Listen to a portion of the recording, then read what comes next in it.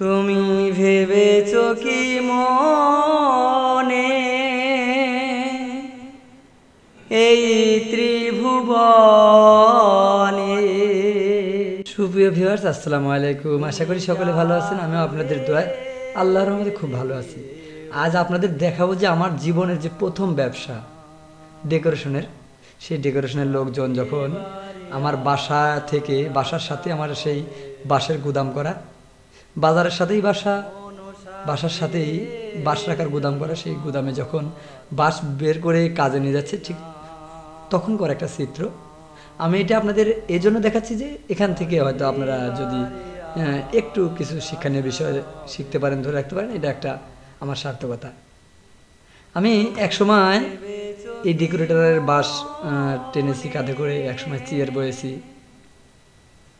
আমি ডেকোরেশনে অনেক সময় মাইক সেটের অপারেটরি করেছি, সারা রাত জেগে এসে সারা দিন আবার দোকানদারি করেছি। এক সেকেন্ড দেখা যাচ্ছে 2-4-5 মিনিটও ঘুম পারেনি, সারা রাত জেগে এসে মাইকের অপারেটরি করে এসে আবার সারাদিন দোকান করেছি। এটা আপনারা 2-1 জানেন আমার এখানকার, আর যারা জানেন না তাদের উদ্দেশ্যে বললাম যে হয়তো এটা এই জন্য জেগে কাজ করেছি যে সারাদিন যদি ঘুম পারি মানুষ কি বলবে, একজন সে বলবে সারা রাত জেগে এসেছে, এখন দোকান বন্ধ করে আবার ঘুম পারছে। এরকম একটা ইয়েতে যখন আল্লাহর নামে শুয়েছি, সারাদিন দোকান করে আসার পর এশার নামাজের সময় শুই, আর 10টার সময় শুই, 11টার সময় শুই, আল্লাহ যে 1 ঘন্টা 1 ঘন্টা ঘুম পাড়িয়েছে, আলহামদুলিল্লাহ খুব ভালো একটা ঘুম হয়েছে আমার। সেখান থেকে আমি আবার প্রতিনিয়ত দোকান করেছি, এমনভাবে চলেছে যে আজকে দেখেন বাঁশ যখন সাজিয়ে নিয়ে এদিক ওদিক কাজে যাচ্ছে, ঠিক তখন করে একটা চিত্র আমি আপনাদের তুলে ধরলাম।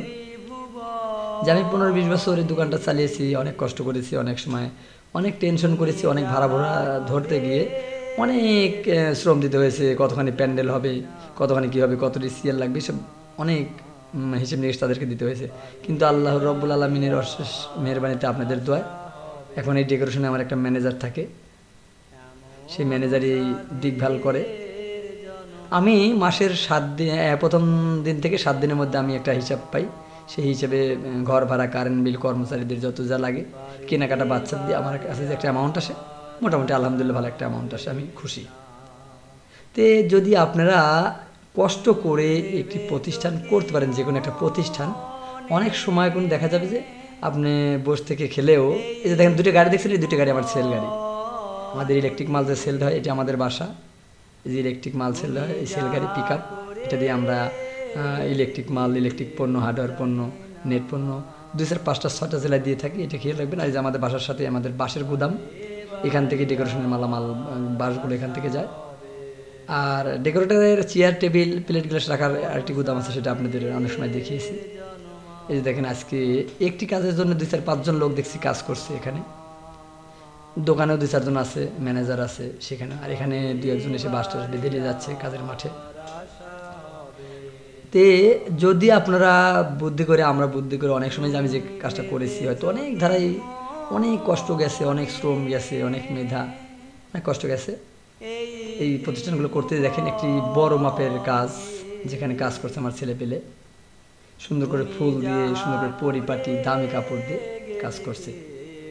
আপনাদের বলতে চাচ্ছি যে যদি কেহ, যে যেমন আমাদের চ্যানেলটি সাবস্ক্রাইব করছেন, অনেকেই ভালোবেসে, অনেকেই ভালো লাগছে, অনেকেই কমেন্ট করছেন, যদি কাহারও আমার ডেকোরেশন বিষয় ভালো লাগে, আমার কথা যেমন ভালো লাগে, আমার আচার ব্যবহার, আমাকে হয়তো একটু অনেকেই কমেন্ট করে বলেন যে ভাই খুব ভালো লাগছে, যদি আমার ডেকোরেশনের বিষয়ে একটু ভালো লাগে, হয়তো বাঁশ খুঁটি, ভারী ভারী মাল নিয়ে আপনাদের ওখানে যেতে পারবো না, অনেক দূর দূরান্তর হলে আমাদের বলবেন, আমরা কাপড় চোপড় গাঁটটি করে সুন্দর ফুল টুল কাপড়, দামি দামি মালগুলো ঝালি করে বেঁধে আমার চেংড়া ফেংড়া ছেলে পেলে কাজের লোকজন গিয়ে আপনাদের সুন্দর পরিপাটি একটি কাজ উপহার দিয়ে আসবে। এই জন্য আমাদের স্মরণ করতে পারেন। আর আমরা চাচ্ছি যে আপনার যেমন ভালোবাসা দিচ্ছেন, আমরা যেন সর্বোপরি সব বিষয়ে আপনাদের ভালোবাসা পাই। এই জন্য আমার আজকে এই মেসেজটি, যে বড় বড় কাজ লাগলে, সুনামধন্য কাজ লাগলে অবশ্যই আমাদের বলবেন।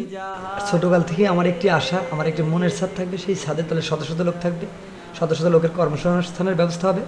সেটা আশা করি আপনাদের দোয়া আল্লাহর মতে হয়তো হয়েছে, হবে। আজ এ পর্যন্তই, দেখা হবে আবার যে কোনো এপিসোডে। আল্লাহ হাফেজ।